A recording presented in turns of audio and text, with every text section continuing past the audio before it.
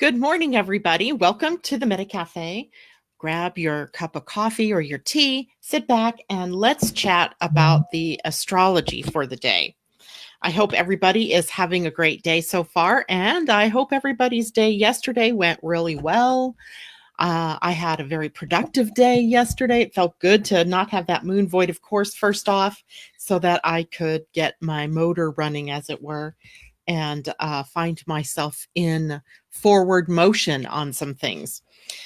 Today is going to be another one of those kinds of days where we are able to get things done. Hallelujah, right?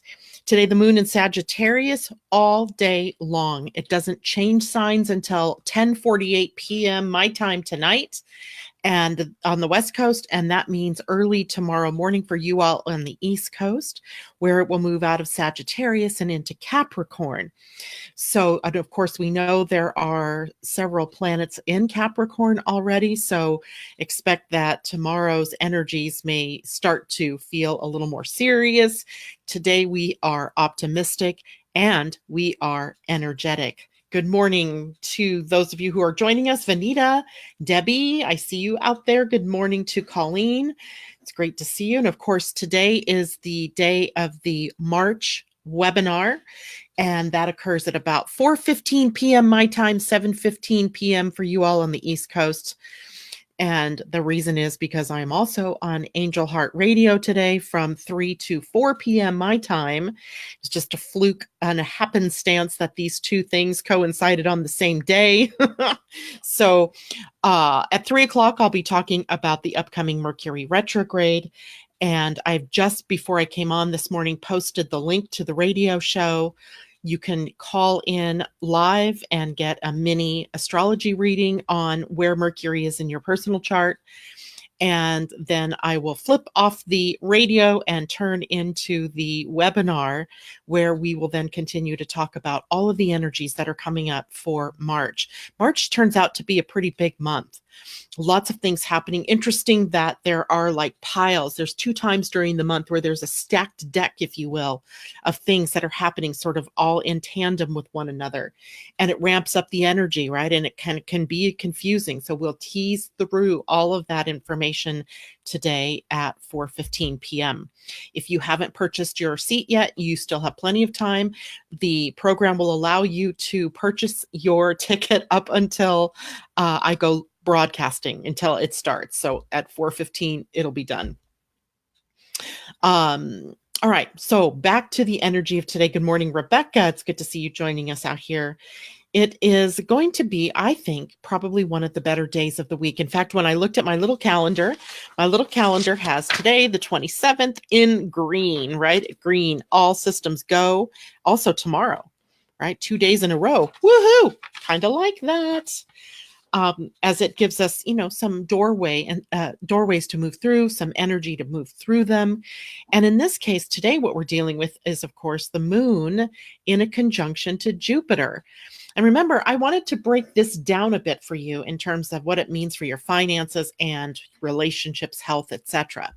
So let's talk about what the moon in a conjunction to Jupiter has to do with your relationships, and today with your money, and in particular money, because I even want to take this into money, health, relationships. I want to take this into almost all the facets of your life, because when the moon is in a conjunction to Jupiter, especially when Jupiter's in Sagittarius, we have a tendency to want to overdo things. We want to overindulge, over-imbibe, overspend, overwork. Anything really you can put the word over in front of, right? We feel like we can take on more than what we can honestly achieve. And then if we actually do try to take action in new directions, what we find is ourselves juggling things and often dropping something, right? We can't do it all. Colleen just made a really good observation. She said, good, because my plate is overfilled. And that's indeed what we may be finding today. And energetically, you can only do so much, right? You can only have so many things going.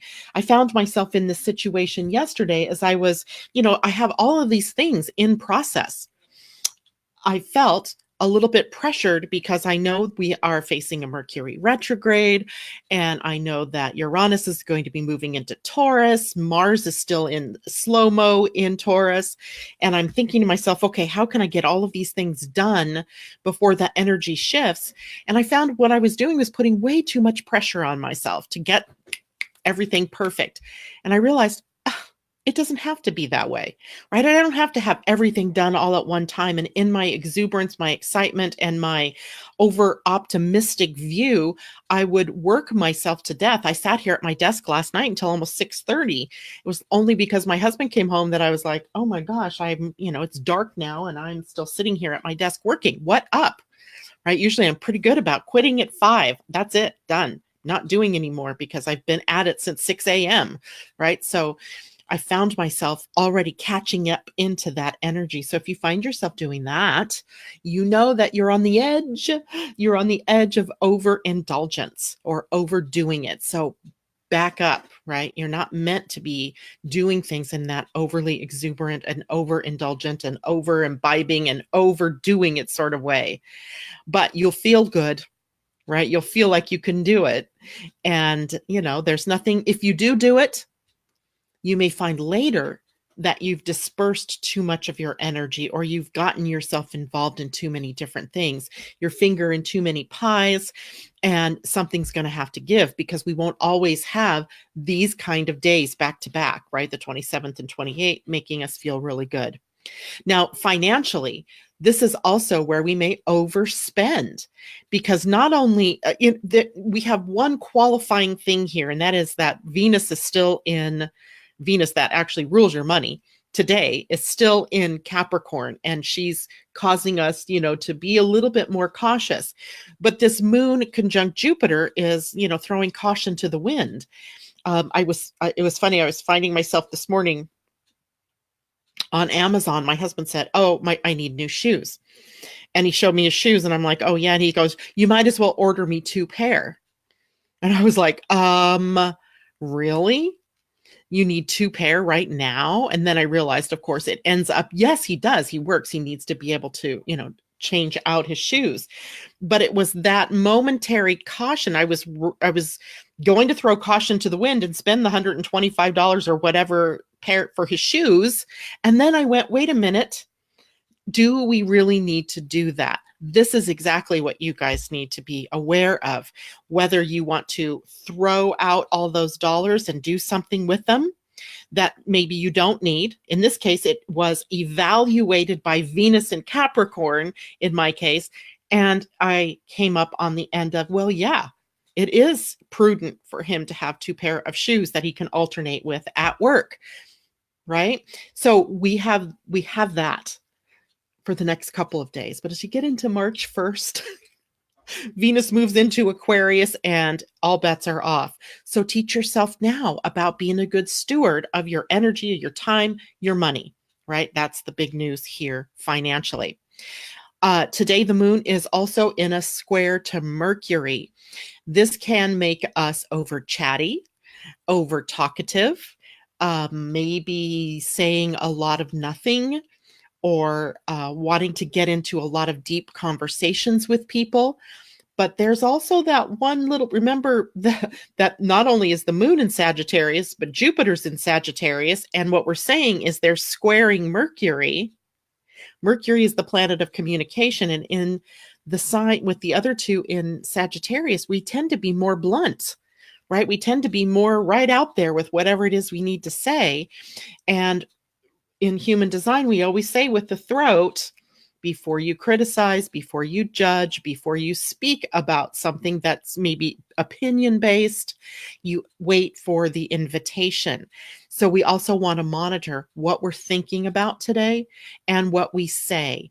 So if your mind is caught up in thinking about a million different things, right? Your mind is overactive.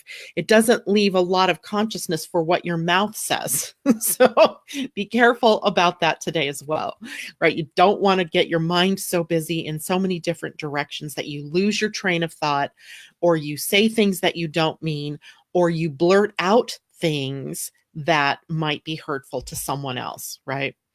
There's also a moon trine Uranus today that is a positive flow of energy, the energy of revolution and rebellion and change that Uranus likes, inventiveness, eccentricity, uniqueness, with the moon in Sagittarius that loves adventure, that wants knowledge, seeks the deeper meaning behind things. So, you may find yourself today in the seat on the receiving end of new information, of something that rocks your world in some way or changes you in some way. I wouldn't be a bit surprised, because when the moon in Sagittarius and Uranus at the 29th degree of Aries, when they get together, there is a flow of fire energy, right? That's fire energy. And speaking of fire, we also have the sun today in a sextile to Mars. Now, a sextile is a 60-degree angle, and it evokes this thinking in my mind of how it is that we find a smooth path to service, where we can share our gifts and our talents in a way that is powerful and very positive, making a positive impact on the world.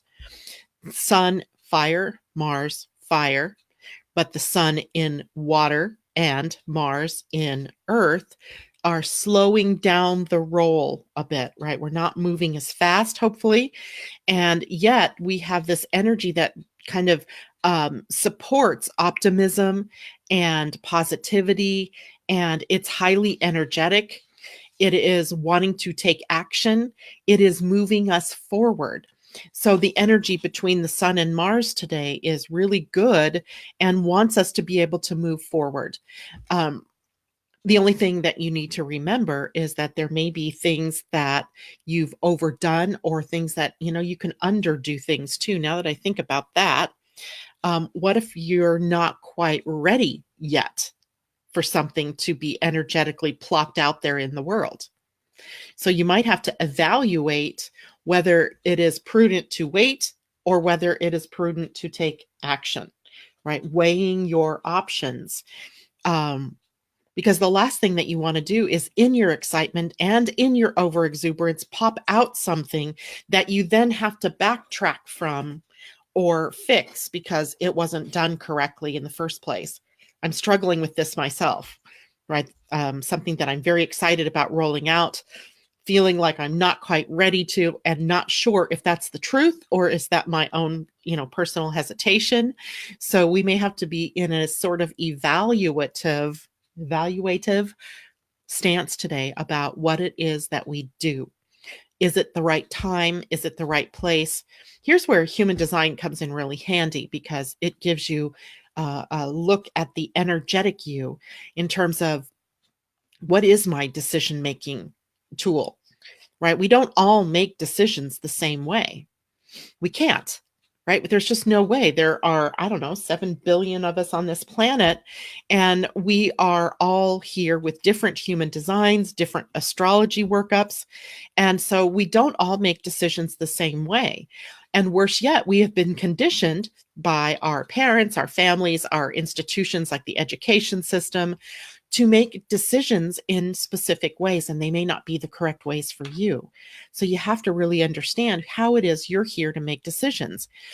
So for example, someone who is here with emotional authority isn't here to make decisions in the moment. They're not here to be spontaneous. When they are spontaneous, it doesn't mean the world is going to crash down around them. It means that they may find themselves committed to things that they didn't necessarily want to be committed to in the long run. And if you're a projector type, let's say, or a manifestor type, it might find you then committed to something that you no longer have the energy to do.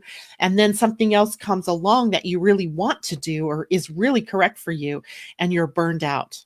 You don't have the energy, the time, the money, the resources to do what would have been the snappy thing for you to do, right? The correct thing for you to do. So it's very important here then, in days where we have this high energy available to us, to monitor what it is that we are getting ourselves involved in. Is it true that this is correct for you, right? Does it feel good to you? If it's emotional, if you have emotional authority, does it feel good, right? If you are intuitive, If you have a defined spleen and that's your authority, then for you in the moment, your body goes through a process of knowing in the gut, instinctively, this is correct. This is not. The problem is often the people that have splenic authority often come along with a defined ajna. It's kind of like a joke in the universe. I think you guys have heard me talk about conundrums in your human design chart. And everybody has a conundrum. Some people have more than one conundrum. And a conundrum are two things that are seemingly pulling you in different directions.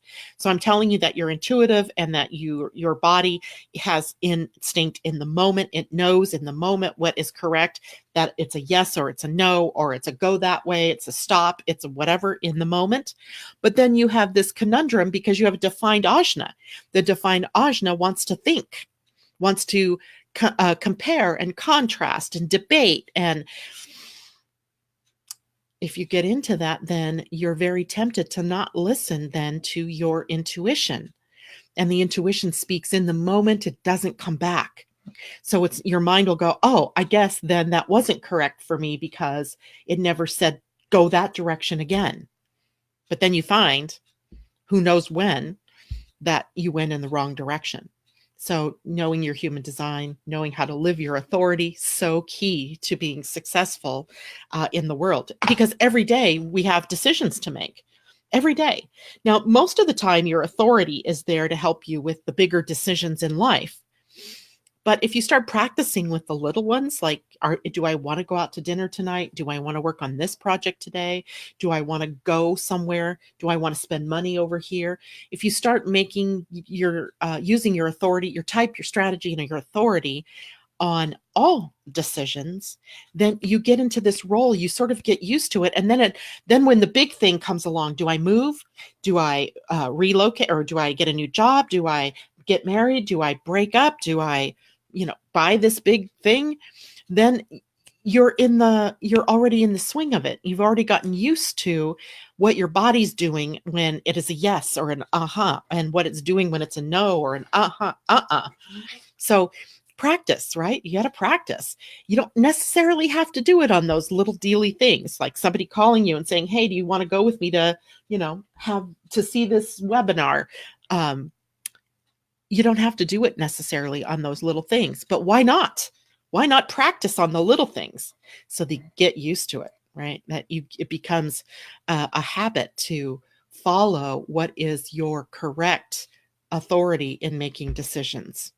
All right, let's see what everybody's saying over here. Good morning, Patricia. Good morning, Debbie Hedden. It's good to see you ladies out there. Good morning, Lynn. Good to see you. Rebecca says, yes to being aware of our options and take a moment before moving forward. Absolutely. Lynn says, my conundrum is just that, knowing versus logic. That's a big one, right? There are 3 ways of knowing, at least in human design. Logic, which is the recognition of patterns and how they repeat themselves. So logic is something that we use to predict an outcome based on the evidence. So it's kind of scientific. We are taught logic when we are when we're going through school or we're growing up. Your parents will tell you, use your head. We do the pros and cons, the compare and contrast. We analyze, we critically think. All of those logical skills, they serve us well, unless, of course, you're not designed to use logic. What if you're designed for knowingness? Knowingness is another authentic way of decision making, or of knowing what is coming or what to do, or knowingness is indescribable almost, right? It's, I know that I know, but I don't know how I know what I know, right? It's just there. It's just there. That happened to me with astrology. I didn't know how I knew all these things. I don't know how I know. And it makes it suspect then, right? I became suspicious of my knowledge, right? Because how do you tell somebody that, oh, I just know this, right? Because the logical thinking world would say, well, that's not true. That can't be, right? Then the third way we have as humans of knowing is intuition. And intuition is born from gut instinct, the actions that we take in the moment, from a body awareness, let's call it, of what's correct for you to do. And we've gotten very used to not listening as closely to our body's wisdom and to our knowingness in favor of logic. So, of course, it can create a conundrum if you have both of those in your human design that are defined, and you have to work through both. But then it comes right down to, Lynn, in your case, what is your authority? Is it emotional? Is it the spleen? Is it ego? I can't remember. I'm not sure if I've even seen your human design chart. But if you know what it is, tell me and I can tell. Oh, here we go. She says only have two channels, the 1858 correction joy and the 4323 lovingly called the freak to genius. I love that channel. So 4323 connects the ajna to the throat. So there isn't any power there to make decisions. That is not decision-making power. But it sounds like you may have the connection from 18 to 58 would be the root to the spleen. So you may be intuitive, right? So intuition being your body's wisdom that speaks in the moment. So if I offer up an opportunity to you in the moment, your body is moving through a response. It knows yes or no. And do you have anything connected to the sacral, or are you a projector, or are you a let's see, projector? You couldn't be if those are the only two channels. You must be a projector, not a manifester. Or is your sacral defined? That would be good to know too, because if your splenic awareness projected because you're a projector, that means that in the moment you have an invitation to join up with something, your body goes through that instinct, right? It goes through that moment of, yes, no. So I'll wait to see what she has to say about that. In the meantime, Rebecca says, would you say that knowingness is linked with Sagittarius, Jupiter, and our right brain? I would say it's definitely part of the right brain. Or is it the left brain? Wait. I always get this confused. Is the right brain the more creative side? And the left side is the logical side? As I know there's this crossover point. In this case, I would say knowingness is related to the part of the brain that is not the logical side of the brain. Sagittarius and Jupiter is fire. It's fire, right? So I would say, depending on where those two lie in an astrology chart, could determine how it is that you play with that. And it's not quite apples to apples here, because it's human design that I'm speaking of in terms of knowingness, intuition, and gut instinct, logic, I mean. So Sagittarius and Jupiter, I would say, since their rulership is of the ninth house, the higher mind, I would say it would be more of an intuition and maybe even knowingness. I think I would look to Neptune and Pisces for more of the instinctual, the intuitive. I hope that makes sense. Lynn is a projector, so indeed, splenic projectors need to get their awareness once they have the invitation to join in something. In that moment, your intuition speaks. There's nothing here that would tell me that you need to go into logic at all. To go into logic would mean you're getting into your mind, and to get into your mind then is only the mind, the ajna, which you have defined, obviously, if you have the 4323. The ajna only has awareness. It doesn't have any actionable ability. There is nothing in the thinking process for any one of you that is actionable. And that's because it's an awareness center. It can be aware of options it can go through the thinking process of comparing and contrasting, bringing up memory, data control, data entry, all of that kind of stuff can come through the ajna. But when it comes right down to it, it has no energy associated with taking action. There are only the four centers, right, that can make decisions, that have final decision-making authority. The spleen, the sacral, in some cases, the sacral, the emotional center, and the ego center. Now, sometimes you will see self-projected. Some projectors have I think Debbie Tibbetts, you have self-projected authority.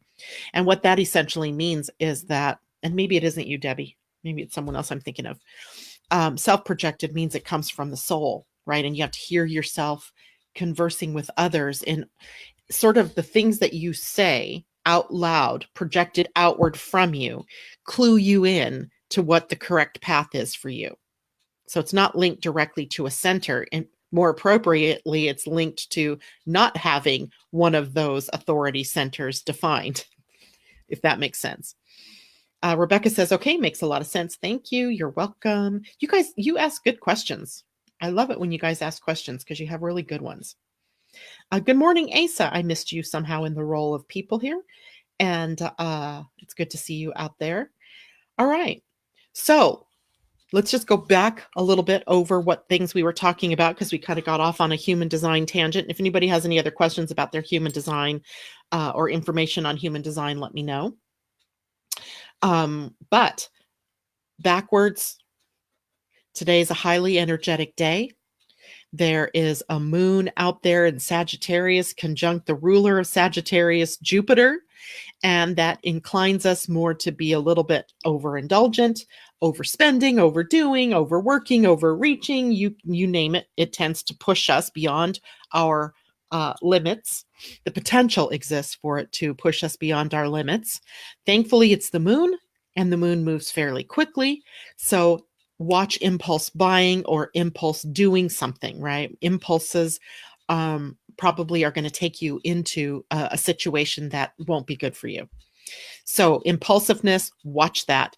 Behind the impulsiveness might be the fire energy of the sun and Mars that is they're in a working relationship with one another today. And that might mean we're really like ready. We want to take action on things, being careful though that we are taking appropriate action, right? Appropriate action. The sun in Pisces triggers basically our creative energy, our imagination, our intuition is also heightened at this point in time. Mars is in Taurus. So we are able to see that there's benefit in taking it slower, taking a step-by-step, way through or way forward, as opposed to just running willy-nilly, right? When Mars was in Aries, we had that very actionable energy. But now that Mars is in Taurus, we're slowed down a bit. We have to be more deliberate. So taking that moment to breathe and just think about what it is that you're doing, consider what you're doing, run it through your authority before you do anything, can be of huge benefit to you energetically, in your finances, relationships as well, because Venus today moved into the gate 60. And the gate 60, let me see if I have a human design chart here handy. I do. The gate 60 sits down here on the root center. It's in the middle, right here, gate 60. And this chart isn't from Monday, and Venus wasn't there yet. But if we looked at this now, what was sitting at gate 3? Gate 3 is Uranus. So now we have another reason to take care in the things that we are getting involved in, because now we have a defined root and a defined sacral. The channel 360 is defined. So those of you who are projectors and manifestors, again, have access to energy that can take you into burnout and the energy of stress, right? This is the root center is the center for impulse, right? It's the impulse to live. It's the impulse to life. And there's nothing wrong with that impulse, except when we impulse into the wrong direction or at the wrong time. right? Because it leads either to the emotional center, which is engaged in timing, or it leads to the spleen, which is engaged in timing, and the sacral, which opens up when you have the right opportunity at the right place at the right time with the right people. So the impulse energy is what we want to watch, right? We don't want to be too impulsive and get ourselves engaged in something and then backpedal, right? That's the important thing here. Venus will be at gate 60 for just about 5 days. So not for a real long time, but that is also a channel of change and mutation, setting the stage, I think, for what happens for us in March. And we'll be talking about that later this afternoon. Okay. So, no other questions that I see here. I'm really done here. I have a big day. I'm going to be doing a lot of talking, so I'm going to try to cut this one short this morning. So a couple of reminders. I will be on Angel Heart Radio at 3 p.m. Pacific, 6 p.m. East Coast time. I posted the link to that on the Living Astrology Facebook page before I went live this morning. There's a phone number there to call in if you would like a mini chart reading about where Mercury is turning retrograde for you. And when I say mini, just Annette's really good at keeping me short. And but please feel free to call in or listen into that. 4:15 p.m., I will switch over to the March astrology webinar. I can't wait to share all of the goodies for that with you. And make sure if you are tuning into that webinar that you wait till the very end, because something exciting that I'm offering will be introduced at the end of the show today, or at the end of that broadcast. Tomorrow, Thursday, I will not be with you in the morning because it is Ascension and Astrology Day with my dear friend Cornelia Stephanie. So we will be coming to you at 4 p.m. Pacific, 7 p.m. East Coast time. That's tomorrow. And then, of course, Friday, back to our regular right here, 8 a.m. Pacific time. So I hope I didn't just confuse you all with the schedules for the next couple of days. All right, everyone, take care. I hope you have a wonderful day. I will see some of you at 4 o'clock this afternoon, and I will hear others of you at 3 o'clock if you call into the Angel Heart Radio show. All right, much love to everybody. Bye for now.